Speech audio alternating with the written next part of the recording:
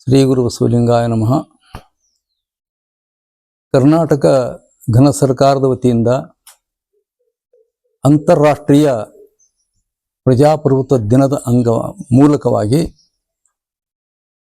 ದಿನಾಂಕ ಇದೇ ಸೆಪ್ಟೆಂಬರ್ 15ನೇ ತಾರೀಕು ದಿವಸ 15/9/2024 ಈ ದಿವಸ ಬೀದರ್ ಜಿಲ್ಲೆ, ವಿಶೇಷವಾಗಿ ಕಲ್ಯಾಣ ಕರ್ನಾಟಕದ ಒಂದು ಜಗತ್ತಿಗೆ ಸಮಾನತೆ ಸಾರಿರುವಂಥ ಮೊದಲು ಪ್ರಜಾಪ್ರಭುತ್ವವನ್ನು ಇಡೀ ವಿಶ್ವದಲ್ಲಿ ಸ್ಥಾಪನೆ ಮಾಡಿರುವಂಥ ಬಸವ ಕಲ್ಯಾಣದ ಅನುಭವ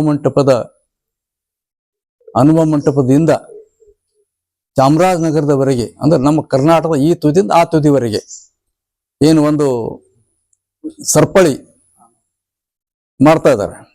ಒಂದು ಏಕತಾ, ಅದರ ಅರ್ಥ ಒಂದಾಗಿರಬೇಕು ಅನ್ನುವಂಥದ್ದು ಒಂದು ಸಂಕೇತ. ಅದು ಸರ್ಕಾರಿ ಕಾರ್ಯಕ್ರಮ ಮಾಡ್ತಕ್ಕಂಥದ್ದು ಸಮಾಜ ಕಲ್ಯಾಣ ಇಲಾಖೆ, ಪಂಚಾಯತ್ ರಾಜ್ ಇಲಾಖೆ, ಶಿಕ್ಷಣ ಇಲಾಖೆ ಸೇರಿ ವಿವಿಧ ಇಲಾಖೆಗಳು ಸೇರ್ಕೊಂಡು ಇದೊಂದು ಕಾರ್ಯಕ್ರಮ ಮಾಡ್ತಾ ಇದ್ದಾರೆ. ಬಹಳ ಸ್ತುತ್ಯವಾದಂಥದ್ದು ಕಾರ್ಯ.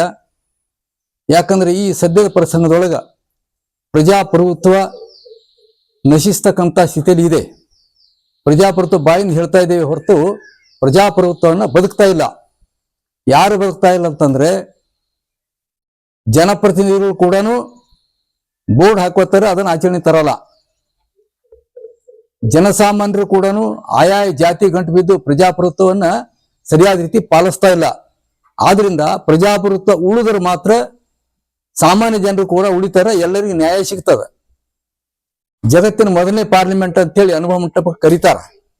ಸನ್ಮಾನ್ಯ ಪ್ರಧಾನಮಂತ್ರಿ ಮೋದಿ ಅವರೇ ಇಂಗ್ಲೆಂಡ್ದಾಗ ಬಸವೇಶ್ವರ ಸ್ಟ್ಯಾಚ್ಯೂ ಉದ್ಘಾಟನೆ ಮಾಡೋಂಥ ಸಂದರ್ಭದಲ್ಲಿ ಬೆಂಗಳೂರು ಲೈವ್ದಾಗ ನಾನು ಇದ್ದೀನಿ ಆಗ ಹೇಳೋ ಕಾಲಕ್ಕೆ. ಅವ್ರು ಮೊದಲನೇ ಪಾರ್ಲಿಮೆಂಟ್ ಯಾವುದು ಅಂತಂದ್ರೆ ಕಲ್ಯಾಣದ ಅನುಭವ ಮಂಟಪ ಅಂತ ಹೇಳಿದರು. ಅದ್ರ ಪ್ರಕಾರ ಪ್ರಜಾಪ್ರಭುತ್ವ ಇವತ್ತು ಉಳಿಬೇಕಾಗಿದೆ.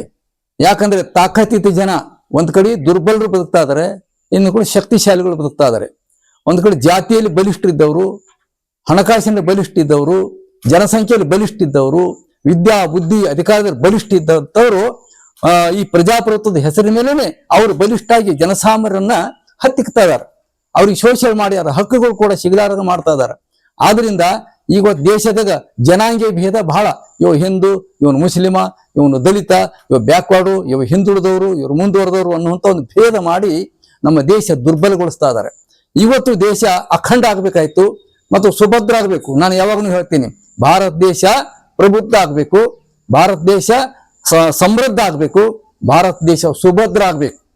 ಈ ಮೂರು ಬಹಳ ಮುಖ್ಯವಾದಂತ ಕಾರ್ಯಗಳು ಈ ದೇಶಕ್ಕೆ ಆಗ್ಬೇಕಾಗಿದೆ.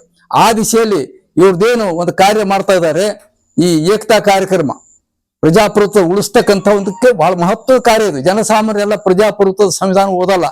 ಸಂವಿಧಾನ ಬಂದು 75 ವರ್ಷ ಮೀರ್ತಾ ಇದೆ. ನಮ್ಮ ಗಣತಂತ್ರ ಬಂತು, ಪ್ರಜಾಪ್ರಭುತ್ವ ಬಂತು. ಆದ್ರೂ ಕೂಡ ಯಾರಿಗೆ ಕಡೆಯ ಮನುಷ್ಯನಿಗೆ, ದುಡಿಯೋ ಮನುಷ್ಯನಿಗೆ ಇನ್ನೂ ಅವ್ರ ಹಕ್ಕು ಅವ್ರಿಗೆ ಸಿಗ್ತಾ ಇಲ್ಲ. ಸಂವಿಧಾನದಲ್ಲಿ ಏನು ಬಾಬಾ ಸಾಹೇಬ್ ಅಂಬೇಡ್ಕರ್, ಡಾಕ್ಟರ್ ಬಾಬಾ ಸಾಹೇಬ್ ಅಂಬೇಡ್ಕರ್ ಏನು ಎಲ್ಲಾ ಮಾನವರಿಗೆ, ಭಾರತ ದೇಶದ ಇದ್ದಂತ ಎಲ್ಲಾ ಜನರಿಗೆ ಶೈಕ್ಷಣಿಕವಾಗಿ, ಸಾಮಾಜಿಕವಾಗಿ, ಆರ್ಥಿಕವಾಗಿ, ರಾಜಕೀಯವಾಗಿ ಸಮಾನ ಹಕ್ಕು ಸಿಗಬೇಕು. ಅದಕ್ಕೆ ನಾನು ನಿಜವಾದ ಪ್ರಜಾಪ್ರಭುತ್ವ ಅಂತ ಕರಿತೀನಿ ಅಂತ ಅವ್ರು ಘೋಷಣೆ ಮಾಡಿದ್ದಾರೆ. ಅದರ ಪ್ರಕಾರ ಪ್ರಜಾಪ್ರಭುತ್ವದಲ್ಲಿ ಸಿಗ್ತಾ ಇಲ್ಲ. ಈ ಸರಪಳಿ ಏನಿದೆ ಕೇವಲ ಜನಸಾಮಾನ್ಯರಿಗೆ ಅಷ್ಟೇ ಅಲ್ಲ, ಆಡಳಿತ ಮಾಡೋರು ಕೂಡ ಇದನ್ನ ಅರ್ಥ ಮಾಡ್ಕೊಳ್ಬೇಕು. ಇವತ್ತು ಆಡಳಿತ ಮಾಡ್ತಕ್ಕಂಥವ್ರು ಯಾರೋ ಕೆಲ ಸಮಾಜದವ್ರು ಒಬ್ಬರು ಅಧಿಕಾರಕ್ಕೆ ಬರ್ತಾರಂದ್ರೆ ಅವ್ರನ್ನ ಹೆಂಗ ಹತ್ತಿಕ್ಕಬೇಕನ್ನುವಂಥ ಪ್ಲಾನ್ಗಳು ನಡೀತಾ ಇದೆ. ಬಹಳ ದುಃಖ ಸಂಗತಿ ನಾವು ಹೇಳ್ಬಾರ್ದು, ನಾವು ಧಾರ್ಮಿಕ ಗುರುಗಳಾಗಿ ಹೇಳ್ಬಾರ್ದು, ಆದ್ರೆ ಹೇಳಂತ ಅನಿವಾರ್ಯ ಬರ್ತಾ ಇದೆ.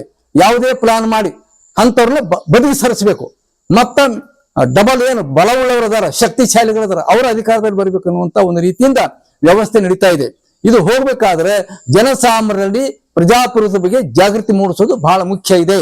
ಆದ್ರಿಂದ ಈ ಜಾಗೃತಿ ಬರಬೇಕಾದ್ರೆ ಜನಸಾಮಾನ್ಯರು, ಎಲ್ಲಾ ಸಮುದಾಯದವರು, ಪ್ರತಿಯೊಂದು ಸಮುದಾಯದವರು ಸಮಾನತೆ ಒಪ್ಪುವವರು, ವ್ಯಕ್ತಿ ಸ್ವಾತಂತ್ರ್ಯ ಒಪ್ಪುವವರು, ಮಾನವ ಹಕ್ಕುಗಳನ್ನ ಪ್ರತಿಪಾದನೆ ಮಾಡಿ ಬಯಸುವಂತವ್ರು, ಒಬ್ಬರ ಮೇಲೆ ಅಟ್ಯಾಕ್ ಮಾಡೋದು, ಅವ್ರ ಹಕ್ಕು ಕಸ್ಕೊಳ್ಳೋದು ಇವೆಲ್ಲ ಆಗಬಾರ್ದು. ಅಂತ ಯಾರೇ ಇರಲಿ, ಯುವಕರು, ಯುವತಿಯರು, ಸ್ಟೂಡೆಂಟ್ಗಳು, ಶಿಕ್ಷಕರು, ಅಧಿಕಾರಿ ವರ್ಗದವರು, ಜನಸಾಮಾನ್ಯರು ಎಲ್ಲರೂ ಕೂಡ ಇದಕ್ಕೆ ಕೈ ಜೋಡಿಸಿ ಈ ಕಾರ್ಯವನ್ನು ಯಶಸ್ವಿಗೊಳಿಸಬೇಕು.